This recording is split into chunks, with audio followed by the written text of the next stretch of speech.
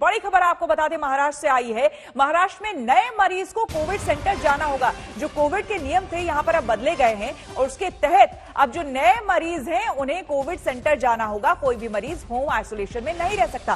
साहिल जोशी हमारे संवाददाता हमारे साथ जुड़ गए हैं। साहिल, अब महाराष्ट्र में कंपैरेटिवली शुरुआत के समय से अब केसेस कम आ रहे हैं, उसके बावजूद इस तरह के नियम के पीछे वजह?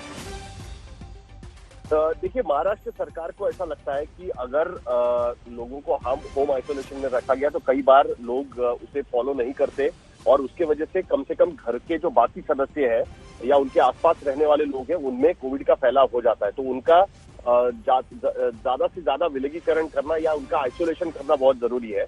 और अभी राज्य में स्थिति बेहतर है। राज्य के कोविड सेंटर्स पे या मेडिकल सुविधाओं पे ज्यादा दबाव या प्रेशर नहीं है।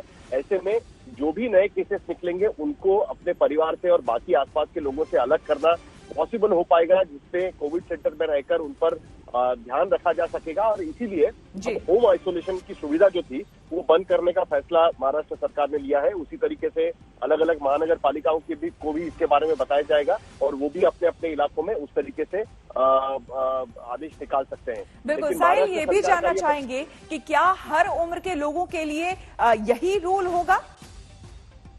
जी बिल्कुल, हर उम्र के लोगों के लिए यही रूल होगा। ये कहा गया है कि होम आइसोलेशन पूरी तरीके से बंद करने का यही सरकार का फैसला है। राजेश टोपे महाराष्ट्र के जो स्वास्थ्य मंत्री है उन्होंने अभी थोड़ी देर पहले ये बात कही है और अब इसके आगे इसका पालन किया जाएगा। जो लोग पहले से होम आइसोलेशन में हैं उन्हें अब होम आइसोलेशन से निकलने की जरूरत नहीं है, लेकिन जो नए केसेस आएंगे उन्हें होम आइसोलेशन की इजाजत नहीं दी जाएगी। बिल्कुल, लेकिन साथ ही साथ ये भी साहिल आपसे जानना चाहेंगे कि अभी ज्यादा वक्त नहीं गुजरा है, अभी ही आंकड़े थोड़े कम हुए हैं। अभी भी दक्षिण में बहुत आंकड़े हैं, महाराष्ट्र भी नंबर 2-3 पे बना ही हुआ है। ऐसे में अगर नए केसेस आते हैं तो क्या महाराष्ट्र सरकार के पास, राज्य सरकार के पास इतने बेड अवेलेबल हैं, इतने ऑक्सीजन बेड अवेलेबल हैं या फिर इतने लोग स्टाफ, मेडिकल स्टाफ हैं जो कि इनकी देखरेख कर पाएंगे नए मरीजों की?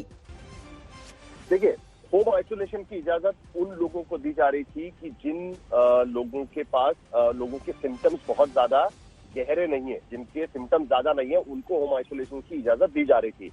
जिनका ऑक्सीजन लेवल मेंटेन्ड है उन्हें भी होम आइसोलेशन की इजाजत दी जा रही थी, पर 95 के ऊपर जिनका ये है।